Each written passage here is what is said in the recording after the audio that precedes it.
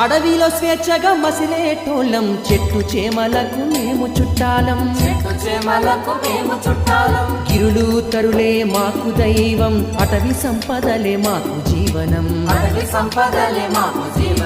సమిష్టి జీవన సౌందర్యాలే అనాదిగా మా జాతికి బలం.